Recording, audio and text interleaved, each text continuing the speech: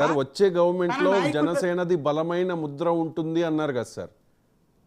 ఇంకోటి చెప్తున్నారు, కూటమి హామీల బాధ్యత నాదే అని కూడా పవన్ కళ్యాణ్ చెప్తూ ఉన్నారు. అంటే ఏదో గెలవడం, వెళ్ళిపోవడం, తర్వాత సినిమా షూటింగ్లు చేసుకోవడం మాత్రమే కాదు, ఈ వచ్చే 5 ఏళ్ల పాటు ప్రభుత్వం ఎలా నడవాలి, ప్రజలకు ఎటువంటి సంక్షేమ పథకాలు అందాలి, ఎవ్రీథింగ్ కూడా ఆయన కనుసన్నల్లో జరుగుతుంది అన్నట్టుగా పవన్ కళ్యాణ్ చెప్తూ ఉన్నారు. నేను ఇక్కడతో వదిలేసేది కాదు అని చెప్పి. సో అంతటి కీలకమైన బాధ్యతలు అంత తీసుకునే పరిస్థితి ఉంటే మరి పవన్ కళ్యాణ్ చెప్పింది జరగదా?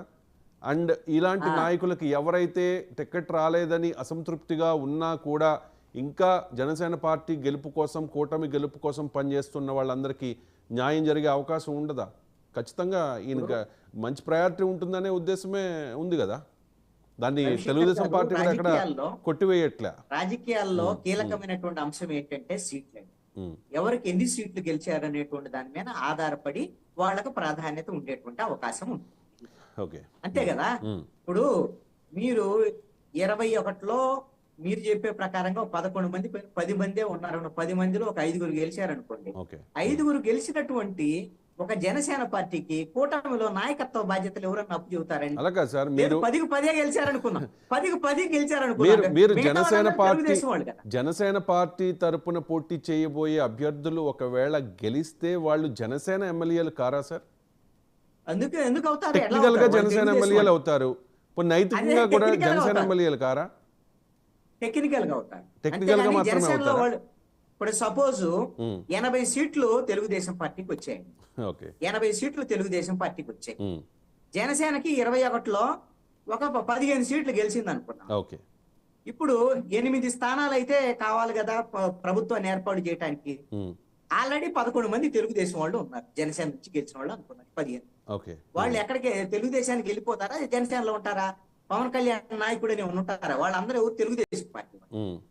ఈ ముందుకే కదా తెలుగుదేశం పార్టీ అభ్యర్థులను పంపించి వాళ్ళు ఆల్రెడీ జనసేన కండవ కప్పుకొని జనసేన బీఫామ్ నుంచి గెలుస్తారు. ఇప్పుడు అవనగడ్డలో మండల బుద్ధప్రసాద్ తెలుగుదేశం నుంచి ఏ విధంగా విమర్శలు చేశాడు, జనసేనకు సంబంధించినటువంటి దాంట్లో నేను రాజీనామాలు చేస్తాను. మరి అదే మండల బుద్ధప్రసాద్ వస్తే హాయిగా కండవ కప్పాడు, ఇచ్చాడు, బీఫామ్ కూడా ఇవ్వడానికి రెడీ అయిపోయినటువంటి పరిస్థితి. మండల బుద్ధప్రసాద్ ఎవరికి సపోర్ట్ చేస్తాడండి? చంద్రబాబు నాయుడుకే, పవన్ కళ్యాణ్కే రేపొద్దుకి గెలిస్తే. ఖచ్చితంగా టికెట్ రావడంలో చంద్రబాబు నాయుడే కదా కీలకంగా వ్యవహరించింది. మరి కాబట్టి చంద్రబాబు నాయుడుకే సపోర్ట్ చేస్తాడు వాళ్ళకి అవసరం అనుకున్నప్పుడు. పవన్ కళ్యాణ్కి ఎందుకు సపోర్ట్ చేస్తారండి?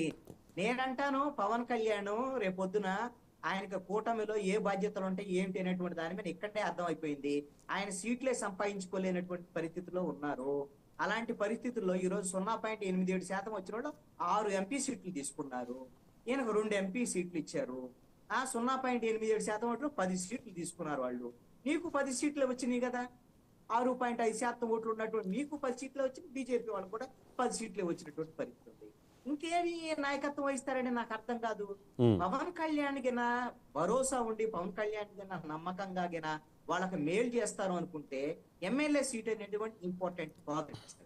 పవన్ కళ్యాణ్ నిజాయితీగా ఉండి ఉంటే వీళ్ళందరూ కూడా ఎన్ని ఎమ్మెల్సీలు వస్తాయి సార్? ఎన్ని నామినేటెడ్ పదవులు వస్తాయి సార్? ఎన్ని ఉన్నాయి? చాలా ఉన్నాయి కదా. వాళ్ళే వస్తారండి, తెలుగుదేశం వాళ్ళే వచ్చి జనసేనలో చేరి దీనిలోంచి జనసేన నుంచి తీసుకుంటారు ఆ నామినేటెడ్ పోస్టులు కూడా. అవి కూడా ఎమ్మెల్యే సీట్లు ఎలాగ తీసుకున్నారో రేపొద్దున నామినేటెడ్ పోస్టులు కూడా వాళ్ళే తీసుకుంటారు. రేపొద్దున జరిగేది అది. వీళ్ళకి అర్థమైపోయింది, జనసేన నాయకులు అర్థమైంది కాబట్టే ఇప్పుడు ఎంత తొందరగా మేలుకున్నది. ఇప్పుడు 10 ఏళ్ళు నష్టపోయారు కదా.